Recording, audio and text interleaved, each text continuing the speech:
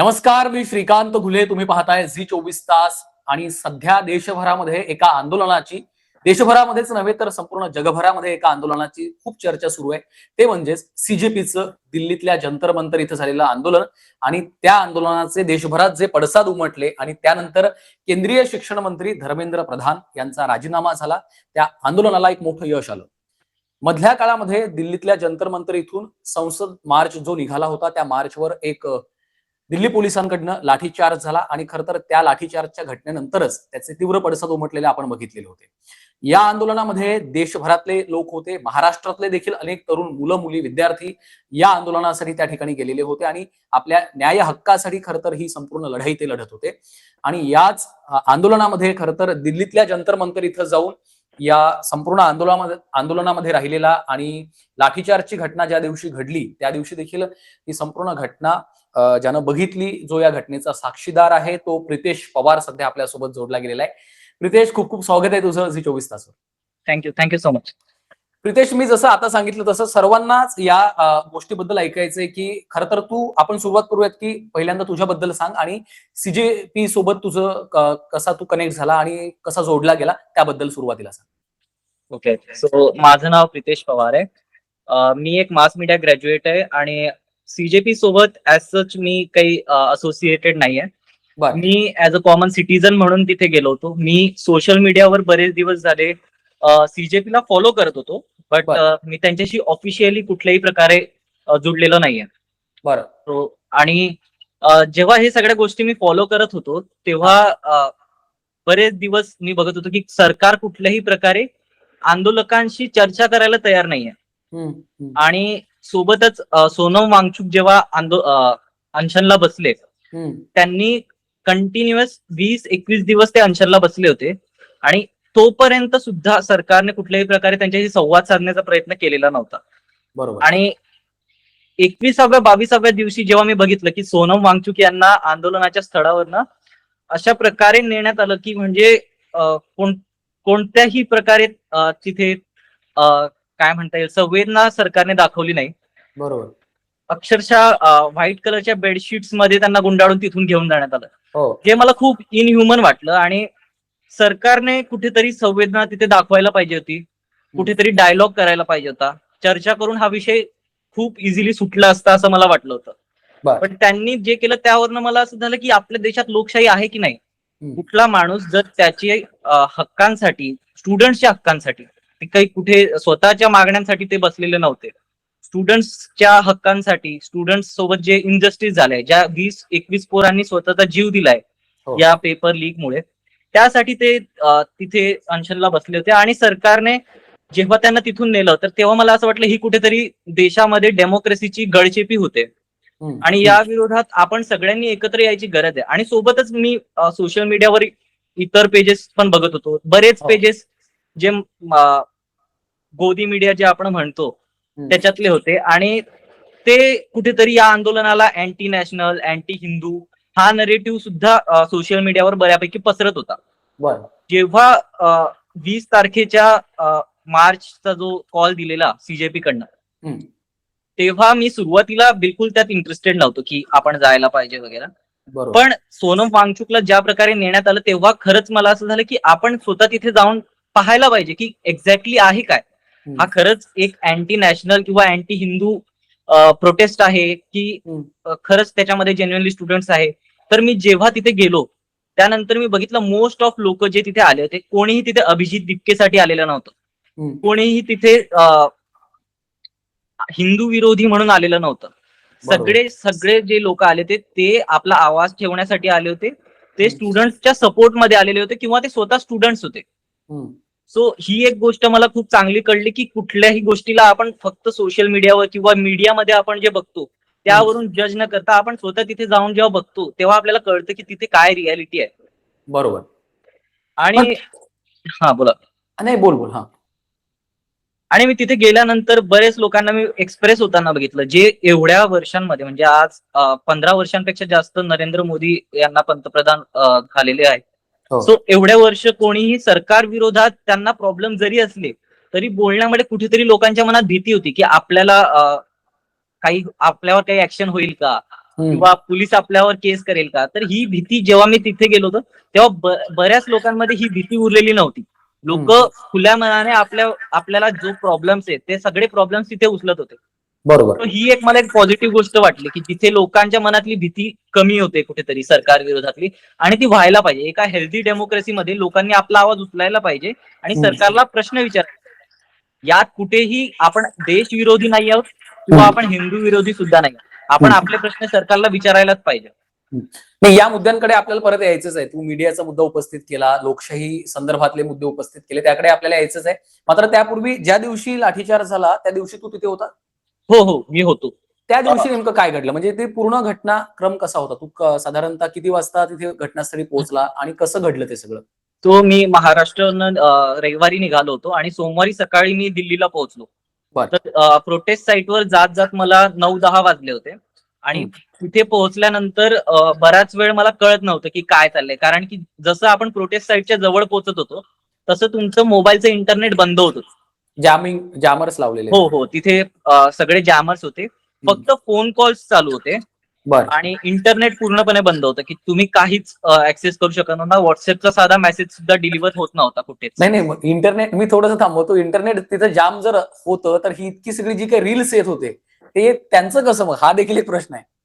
So most of the जे लोक आहेत ना ते व्हिडिओज रेकॉर्ड करत होते आणि पोस्ट करायसाठी तिथे काही लोक कॅफेज वगैरे जे होते ना, तर त्या कॅफेजचं वायफाय युज करून, किंवा तिथे एक काँग्रेसचं कार्यालय सुद्धा होतं, तर बरेच लोक काँग्रेसच्या कार्यालयाचं वायफाय सुद्धा युज करत होते. पण कुठल्याही प्रकारे तिथे नॉर्मल आपले सिम जे आहेत त्यांचं नेटवर्क नव्हतं. सो मला बिलकुल इंटरनेटचा ऍक्सेस नव्हता आणि बऱ्याच लोकांना नव्हता. आणि जेव्हा मी तिथे पोहोचलो सो तेव्हा मला अचानक एक खूप सारी गर्दी रस्त्यावरनं चालताना दिसली की मार्च होते असं वाटत होतं. एकदम खूप मोठा घोळका की आय थिंक हजारोंमध्ये लोक असतील आणि सगळे एका दिशेने चालत निघाले होते आणि घोषणाबाजी चालू होती. तो मला वाटलं की ही संसदेकडे जाणारी मार्च आहे आणि मी त्या मार्च मध्ये जॉईन झालो. आणि जशी जशी मार्च पुढे जात गेली, मी लोकांशी बोलत गेलो, तेव्हा मला कळालं की ही मार्च संसदेकडे जाणारी नाहीये.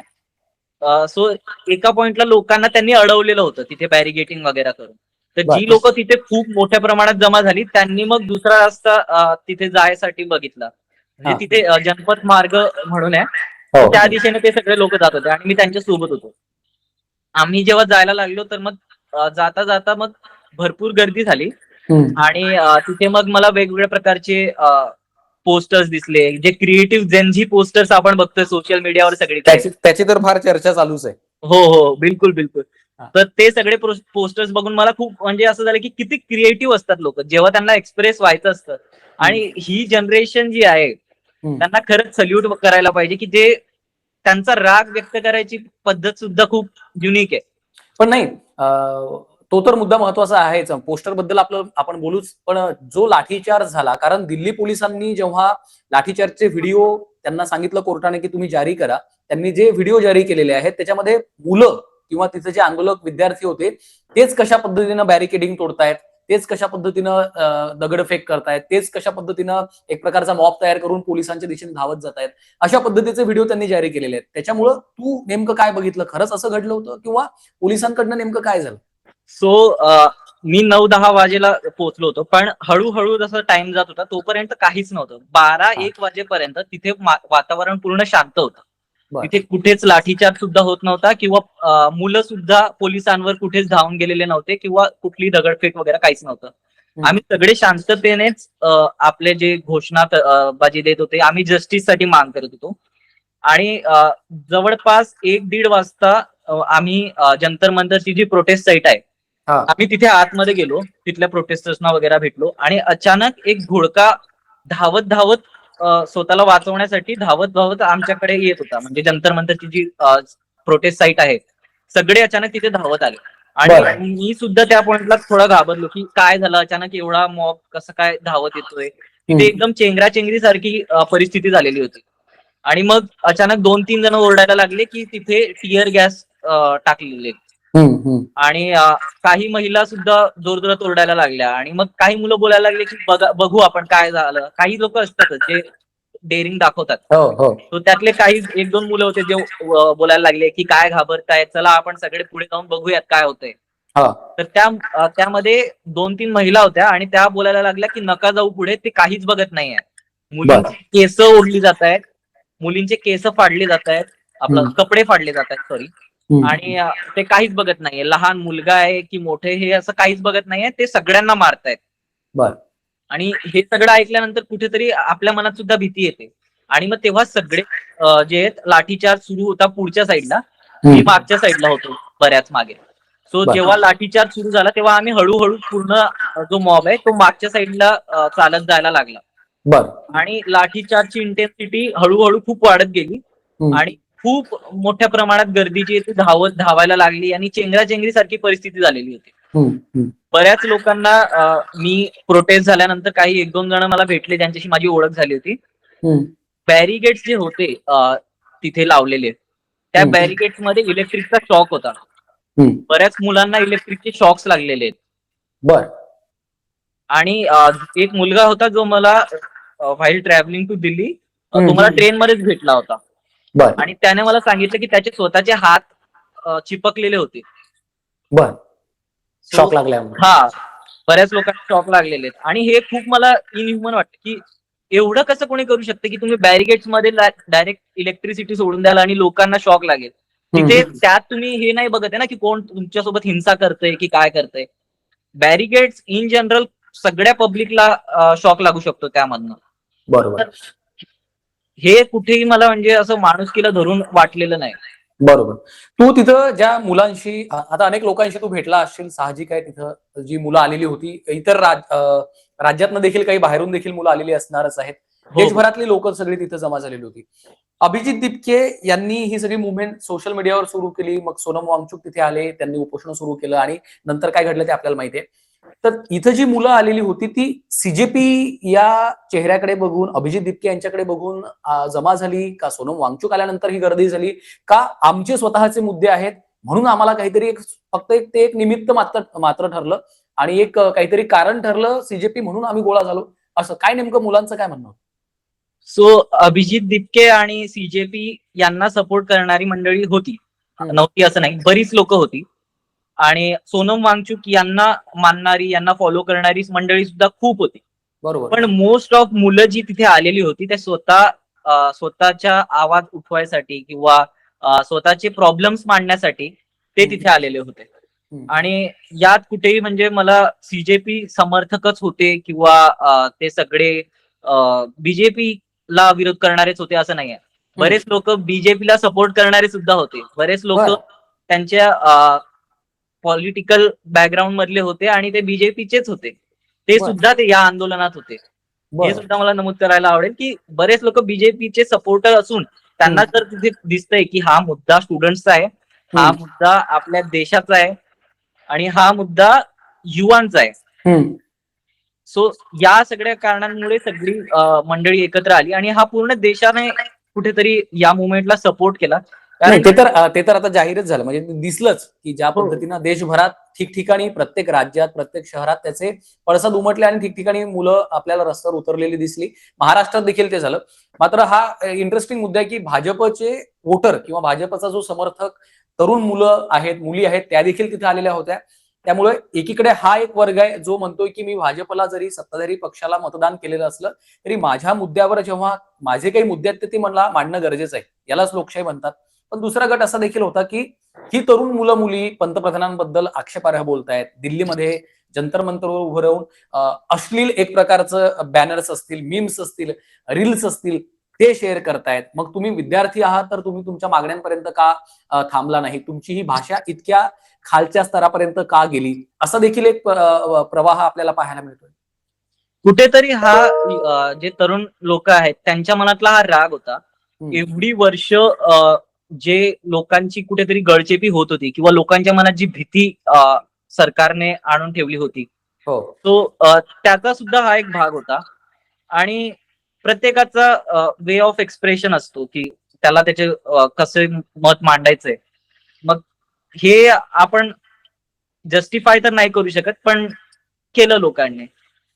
आता इंटरनेटची भाषा आहे, कारण या मीम्स असतील, रील्स असतील, त्यांनी तर म्हणजे प्रत्येकाचं एकाच इंस्टाग्राम फीड असं नसेल की त्याच्या व्यतिरिक्त त्याला दुसरं काही रील त्या काळात अगदीच पाहता येत. अगदीच. म्हणजे जवळजवळ मागचा एक दोन आठवडे लोकांचे ज्या फीड्स होत्या त्या सगळ्या याच रीलने होत्या. आणि आता मी बघतोय बऱ्याच लोकांना आता प्रश्न पडतोय की एवढे दिवस आम्ही ह्या प्रोटेस्टच्या रील्स बघत होतो, जेनझी कशा प्रकारे या प्रोटेस्ट मध्ये एक हॅपी साईड सुद्धा दाखवते की आम्ही एन्जॉय पण करतोय प्रोटेस्ट करताना. आणि आता बरेच लोक ते मिस सुद्धा करतील. पण ही मुवमेंट अशीच चालू राहायला पाहिजे. मी एक माझं पर्सनल मत जर मांडू शकेल तर मी एक बघतो की बऱ्याचदा बीजेपीचे जे लिडर्स आहेत ते बोलताय की स्टुडंट्सच्या मुद्द्याचं काँग्रेस किंवा इतर जे विरोधी पक्ष आहे ते राजकारण करतात.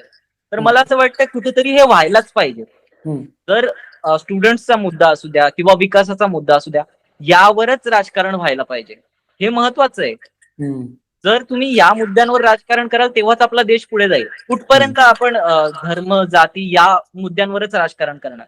जर तुम्ही स्टुडंट्सच्या मुद्द्यावर राजकारण नाही करणार, राजकारण हा आपल्या समाजाचा एक अविभाज्य घटक आहे. प्रत्येक ठिकाणी राजकारण, आणि हे व्हायलाच पाहिजे. तिथले अनेक व्हिडिओमध्ये हा एक मुद्दा महत्वाचा बोलला गेला की धर्म, जात, पंथ विरहित हे आंदोलन होतं. म्हणजे हिंदू, मुस्लिम, ख्रिश्चन, तुम्ही कोणी म्हणू नका, सगळे एकत्र आले होते. कारण सर्वांचा मोटो क्लिअर होता, सगळ्यांचा उद्देश एक होता की आपल्या सोबत जे झालेलं आहे, विद्यार्थ्यांसोबत विशेषतः जे झालेलं आहे त्यावर न्याय मिळाला पाहिजे. त्याच्यामुळं या आंदोलनाकडे तू कसं पाहतो ऍज अ जेनझी म्हणून, ऍज अ तू एक सपोर्टर या सगळ्या मुवमेंटचा राहिलेला आहेस, त्यामुळं इतर देशामध्ये आपण बघितलं असेल की आतापर्यंत ज्या गोष्टी झालेल्या आहेत, म्हणजे नेपाळचं उदाहरण बऱ्याचदा दिलं जातं, त्या पद्धतीनं जर आपण बघितलं असेल तर हे आंदोलन कितपत वेगळं ठरतं? हे आंदोलन नेपाळ किंवा बांगलादेश यांच्याशी बिलकुल मिळतं जुळतं नाहीये. हे आंदोलन पीसफुल होतं. हे आंदोलन स्टुडंट्सच्या मागण्यांपुरताच होतं. हे आंदोलन कुठेही सत्ता पालटण्यासाठी किंवा देशात अराजकता माजवण्यासाठी बिलकुल नव्हतं. सो आणि अजून काय होता तुमचा प्रश्न? सॉरी. की हे आंदोलन जेनझीचं आंदोलन मधल्या म्हणजे गेल्या काही वर्षांपासून अशा पद्धतीचं आंदोलन आपण तरी बघितलं नव्हतं. म्हणजे भारतात तरी अशा पद्धतीची मुवमेंट पहिल्यांदाच झाली. त्याच्यामुळे ही किती आश्वासक वाटतं, किती महत्वाचं होतं या काळात. खूप महत्वाचं होतं. कुठेतरी लोकांच्या मनात जी भीती होती ती घालवण्यासाठी किंवा जे सत्तेत आहेत त्यांना जे वाटत होतं की आपल्या विरोधात बोलणार कोणीच नाहीये, हा जो त्यांचा गैरसमज होता तो दूर करण्यासाठी हे खूप महत्वाचं होतं. आणि ही अशी आंदोलनं यापुढे सुद्धा या देशात जर झाली तरच आपली डेमोक्रेसी कुठेतरी सुरक्षित राहील. आणि जेनझी पिढीबद्दल, खर तर सगळ्याच पिढ्यांबद्दल जी पुढची पिढी असते किंवा पुढच्या पिढीबद्दल कायम आपल्याला एक गैरसमज असतात. आपण काही गोष्टी ठरवून घेतो की नवीन पिढी फार सोशल मीडियावरच असते, यांना काही फार सिरियस इश्यूजवर यांची मतं नाहीयेत किंवा यांना राजकारण, पॉलिटिकल अवेअरनेस तितक्या यांच्यामध्ये नाहीये, यांना फक्त आपले रील्स, मीम्स हीच भाषा कळते, असं जेनझी बद्दल आजपर्यंत बोललं जात होतं. आणि हे कोणी मान्य करा नका करू, ते जवळपास सगळ्यांच्या, मिलेनियल्स असतील, त्यांच्या आधीची पिढी असेल, बूमर्स असतील, त्या सगळ्यांची हीच मतं होती की जेनझी पिढी म्हणजे काही फार त्यांना गांभीर्याने घेऊ नका. पण या आंदोलनातून मात्र हे मान्य करायला लागेल की दिसून आलं की एखादी गोष्ट तुम्हाला साध्य करायची असेल तर फार 24 तास गंभीर राहूनच ती करणं गरजेची नाहीये. म्हणजे मुलं रात्री एकमेकांना भेटत होते, पार्टी करत होते, खात पित होते, बाहेर फिरायला जात होते आणि दिवसभर आपल्या प्रोटेस्टमध्ये सहभागी होत होते. त्याचा अर्थ की, आणि ह्युमर, या आंदोलनातनं ह्युमर दिसला. म्हणजे जेनझी बद्दल रील्स म्हणजे काय काय रील्स, बऱ्याच लोकांना त्या रीलचा अर्थ अजूनही लागत नाही. म्हणजे ते व्हायरल रील, खूप व्हायरल रील आहेत. म्हणजे आता किती सांगायचे, ते वास्ते गुनू भैया म्हणजे काय कळत नाही. ऍक्च्युली तो एक आमच्या जनरेशनचा नवीन नाराज म्हणून घ्या तुम्ही, नवीन नाराज गाणं होईया ऍक्च्युली. आणि हे गरजेचं होतं, कारण आपण आतापर्यंत बघितलं की आंदोलनाचा एक ठरलेला साचा, एक एक एक हे चौकट असायची. भारत माता की जय, वंदे मातरम, इन्किलाब जिंदाबाद, ह्या घोषणा तर आहेतच, त्या कुठे जाणार नाहीत. पण त्याच्या पलीकडे जाऊन तुम्हाला तुमची भाषा आणणं गरजेची होती, ते या आंदोलनातनं आली असं मला वाटतं. तुझं काय मत आहे याच्यावर? बिलकुल बिलकुल. म्हणजे मी स्वतः जेनझी आहे आणि मला सुद्धा बरेचदा म्हणजे असं घ्यायचे हलक्यात की नाही हा काय. आणि जेव्हा मी सांगितलं की मला जायचंय दिल्लीला, तेव्हा माझ्या घरातले सुद्धा चकित झाले की तुला का जायचंय तिथे, आणि किती होती त्यांच्या मनात सुद्धा. तर त्यांना सुद्धा कन्व्हिन्स करणं ते सुद्धा एक वेगळंच टास्क होतं माझ्यासाठी. आणि जेनझीची लँग्वेज म्हटली, एक सॉरी, नाही, मला मला आता हा बरं झालं तू विषय काढला. मला हे विचारायचं होतं की घरच्यांना तू कसं कन्व्हिन्स केलं, कारण ज्या पद्धतीच्या बातम्या येत होत्या की लाठीचार्ज होऊ शकतो किंवा पोलिसांचा एवढा बंदोबस्त आहे, अशा वातावरणात तुला कसं जाऊ दिलं त्यांनी? बिलकुल. मी सांगण्याआधीच आमच्या घरात न्यूज चालू होती, हिंदी न्यूज. हा. आणि तिथे त्यांनी पोलिसांची तयारी कशी चालू आहे उद्याच्या मार्चसाठी, परवाच्या मार्चसाठी. सो ते सगळं चालू होतं आणि त्याच्यामध्ये मग दिसत होतं की पोलिसांकडे गन्स आहे आणि लाठीचार्ज वगैरे होईल. ते सगळं बघून माझे घरचे पण घाबरलेलेच होते. पण जेव्हा मी त्यांना सांगितलं की मी त्यांना सांगण्याआधी मी माझं तिकीट ऑलरेडी बुक केलेलं होतं दुपारीच. बरं. माझे काही 1-2 ओळखीचे जे मित्र आहेत ते येणार होते मुंबईवरनं. तर मी त्यांना सांगितलं की माझे 1-2 मित्र आहेत ते मुंबईवरनं येणार आहे आणि मी स्वतःला सेफ करेल. मी सेफ जागेवर राहील. जिथे काही असं मला वाटेल की इथे काहीतरी चुकीचं होणार, मी तिथनं दूर राहील. मी या सगळ्या गोष्टी त्यांना सांगितल्या. जवळ-जवळ 3-4 तास मी त्यांना समजवतच राहिलो की असं काही नाही होणार, मी सेफ ठेवेल स्वतःला. मग ते घाबरलेलेच होते, पण कुठेतरी त्यांना कन्व्हिन्स केलं मी. ओके. आणि सकाळी माझे पप्पा स्वतः आले मला सोडायला स्टेशनवरती. लढायला ते जा. बोलले की काळजी घे. हा. एवढंच बोलले. त्यांच्याशी कंटिन्युअस मी कॉलवरती होतो टचमध्ये. जरी तिथे नेट चालत नव्हतं, मी कॉलवरती त्यांना अपडेट देत होतो की आता काय चालू आहे. आणि ते पण मला सांगत होते की आता आम्ही न्यूजवर बघितलं लाठीचार्ज सुरू झालाय. आम्हाला कारण कळत नव्हतं. आम्ही 2 वाजेपर्यंत मी जसं बोललो की मी जिथे होतो तिथे शांतता होती. 2 वाजेपर्यंत आम्ही LICची जी बिल्डिंग आहे तिथे आम्ही त्या एरियात होतो. सो तिथे वातावरण शांत होतं. मी स्वतः पोलिसांमध्ये बसलेलो होतो बराच वेळ. बर. पोलिसांसोबत सुद्धा मी बोललेलो आहे की तुम्हाला काय वाटतं की काय होईल. ते पहिले तर बोलण्यामध्ये ते लोक एवढे कम्फर्टेबल नव्हते, पण काही लोक बोलले की ठीक आहे तुमच्या मागण्या आहेत तुम्ही पण ठेवा. अच्छा. बर. आणखी एक मुद्दा असा होता की मीडियाची फार चर्चा झाली या एकूणच आंदोलनामध्ये. मग मेन स्ट्रीम मीडिया असेल, तुझं काय रिडिंग आहे? म्हणजे जे काही तू काही दिवस दिल्लीमध्ये होता, मेन स्ट्रीम मीडियाला काही ठिकाणी अक्षरशः रुटिंग केलं गेलं, ट्रोलिंग केलं, त्यांना तिथून एक प्रकारे निघून जा असं सांगितलं गेलं. आणि त्याच वेळी दुसरीकडे हे जे 30-35 दिवस होते, ज्या माध्यमातून बातम्या समोर येत होत्या, त्याच्यामध्ये सगळ्यात मोठा वाटा जो आहे तो हा इंडिपेंडंट जे पत्रकार आहेत त्यांचा होता, युट्यूबर्स जे आहेत त्यांचा होता, इंस्टाग्रामवरचे पत्रकार आहेत त्यांचा होता. त्याच्यामुळं हा एक ट्रान्झिशन पिरियड जो राहिलाय या आंदोलनामधला मीडिया संदर्भातला, तो तुला कसा वाटतो? त्याच्याबद्दल तुझं काय मत? आज ही जे काही सक्सेस मिळालं या आंदोलनाला, याचं कम्प्लिटली श्रेय जे ते मला असं वाटतं यात खूप मोठा वाटा हा इंडिपेंडंट जर्नलिस्टला जातो. कारण जी मेन स्ट्रीम मीडिया आहे ती बिलकुल या आंदोलनाला सुरुवातीपासून कव्हर करत नव्हती.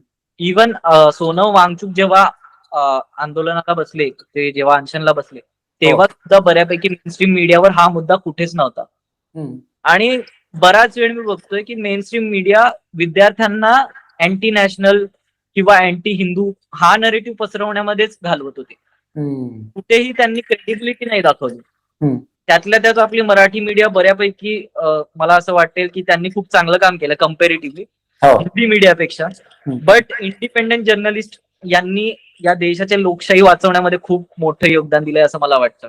ओके. आणि आमच्या देखील चॅनल, आता तू मराठी मीडियाचा उल्लेख केला म्हणून तुला सांगायला पाहिजे की ज्या दिवशीपासून CJP ची स्थापना झाली, झी 24 तास म्हणून मी तुला दाव्यानं सांगू शकतो की आम्ही प्रत्येक विद्यार्थी आंदोलनाची प्रत्येक दिवसाची जी घटना आहे ती जशीच्या तशी मांडलेली आहे. तुम्ही आमच्या युट्यूब चॅनलला जाऊन पाहू शकता. आमच्या रिपोर्टर सोबतचा आमचेच ते रिपोर्टर आहेत मुंबईचे, ज्यांचा तो व्हिडिओ व्हायरल झाला होता.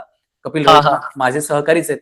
मुलांनी त्यांना थोडंसं स्लोगन देऊन हुटिंग केलं आणि नंतर तीच मुलं येऊन त्यांना भेटली आणि ते सॉरी पण बोललेत की आमचा गैरसमज होता. ह्या जनरेशन मध्ये ना तुम्हाला सांगतो सेन्सिटिव्हिटी आहे आमच्यात, पण असं नाही की नाहीये. पण कुठेतरी तो राग असतोच की जी मेन स्ट्रीम मीडिया जेव्हा तुम्हाला आंदोलन करताना जर तुम्हाला आतंकवादी घोषित करेल आणि त्यानंतर जेव्हा तो लोगो दिसतो तेव्हा माणूस हा विचार करत नाही की अरे हा माणूस वेगळा असू शकतो. हा विचार खूप क्वचित लोकांच्या मनात येतो. कारण की 24 तास ते बघत असतात. ही जनरेशन सगळं बघते आणि हा देश सगळं बघतोय की कुठल्या चॅनलवर काय चालतंय आणि कुठला माणूस आपली गोष्ट लोकांपर्यंत पोहोचवतोय हे आम्ही सगळे बघत असतो. बरं, ते तुमच्या मुलांचं किंवा CJPचं असं पुढचं काही ठरलंय का? कारण इंस्टाग्राम रील मध्ये आता आम्हाला गन्ने का ज्यूस, असे सगळे रील्स यायला सुरू झाले. अ, मला सध्या तरी काही माहित नाही याबद्दल. मी कुठल्याही प्रकारे सीजेपीशी किंवा पॉलिटिकली मी अलाइन नाही आहे. हा. पण हो, जर अशी कुठली मुवमेंट जिथे मला वाटेल की ही देशाचे मुद्दे आहे आणि हे ठेवले गेले पाहिजे, तर तेव्हा मी आवर्जून पुढच्या वेळेस सुद्धा आंदोलनाचा पार्ट व्हायला मला आवडेल. आणि आणखी एक याच्याबद्दल असं बोललं जातं की सीजेपीनं आता पॉलिटिकल पार्टीमध्ये ते रूपांतरित होतील का, पुढे जाऊन त्याचा त्यांनी पॉलिटिकल मोड घ्यावा का, याबद्दल मुलांना काही मत आहे? तो प्रश्न मला असं वाटतं जे सीजेपीचे जे ऑफिशियल्स आहेत, कोर टीम. अभिजित दीपके किंवा सौरव दास वगैरे, तो त्यांच्यापर्यंतच असला तर मला असं वाटतं. कारण की मी कुठेही त्यांच्याकडनं अपेक्षा घेऊन नाही आलो की हे लोक बरोबर. देश बदलतीलच. मला ती अपेक्षा कोणाकडनंच नाहीये. पण हा, आज त्यांनी आपला आवाज उचललाय, आज ते आपल्या विषयांना धरून आंदोलन करतायत, तर आपण त्यांच्या सोबत उभं राहायला पाहिजे. आणि बरेच लोक म्हणजे खूप रिलक्टंट होते यांच्यावर विश्वास ठेवण्यासाठी सुद्धा. त्यांना वाटत होतं की हे इंडिया अगेन्स्ट करप्शन 2.0 आहे. बरेच जण म्हणत होते की याने काहीच होणार नाही, हे लोक स्वतःचा पॉलिटिकल गेन करतात. त्या सगळ्या जर-तरच्या गोष्टी आहेत की पुढे असं होईल. पण आज काय होतंय, आज ते आपले मुद्दे घेऊन पुढे आलेले आहेत. कोणीही दुसरा या देशामध्ये सरकारच्या विरोधात जाऊन बोलण्याला तयार नव्हता. तेव्हा तो एक माणूस बाहेरून, म्हणजे तो त्याची कम्फर्टेबल लाईफ सोडून आलेला होता. ही गोष्ट खूप महत्वाची आहे. कोणी पुढे काय करेल किंवा पुढे त्याचा पॉलिटिकल बेनिफिट कसा घेईल, या सगळ्यात न पडता आज आपले मुद्दे कोण मांडतंय यावर जास्त आपण जर फोकस केला तर नक्कीच आपला फायदा होईल. आणि ज्या वेळेला ही बातमी समजली जंतर मंतरवरती किंवा मुलांना की धर्मेंद्र प्रधान यांनी ऑफिशियली कन्फर्म राजीनामा दिलाय, बरं वाटलं असेल की इतके दिवस झाले आपण जी काय एक लढाई मागणी घेऊन. सॅडली मी तेव्हा नव्हतो जंतर मंतर. मी माझं जॉब पण चालू आहे. मी जॉब मधनं वेळ काढून जंतर मंतरवर गेलो होतो. बरं. जेव्हा दुसऱ्या दिवशी मी तिथे गेलो होतो आणि दुसऱ्या दिवशी रात्री मी तिथनं निघालो. सो जेव्हा न्यूज आली तेव्हा मी महाराष्ट्रात होतो. पण मला खूप आनंद झाला आणि मी व्हिडिओज बघितले त्याचे. सो इट वॉज रिअली, म्हणजे एक जेव्हा कुठलीच होप नसते ना तुम्हाला की या देशाचं काहीच होऊ शकत नाही, आणि तेव्हा आपण एक आंदोलनाचा भाग होतो आणि ते आंदोलन कुठेतरी यशस्वी होतं असं वाटतंय. बरोबर. ती जी फिलिंग आहे ती खूप एक्स्ट्रा ऑर्डिनरी होती. बरोबर. प्रितेश, मला असं वाटतं की या आंदोलनाबद्दल खरं तर जितकं बोललं जाईल तितकं कमीच आहे. कारण जवळपास 30-35 दिवस अशा पद्धतीनं दिवस रात्र मुलं दिल्लीच्या रस्त्यांवर झोपली, दिल्लीच्या रस्त्यांवर त्यांनी तिथे बसून खाल्लं आणि आपला हा लढा जो आहे तो शेवटपर्यंत त्यांनी टिकवून ठेवला आणि जे एक प्रकारचं यश आहे ते देखील आपल्याला पाहायला मिळालं. हा, तुला काय बोलायचं?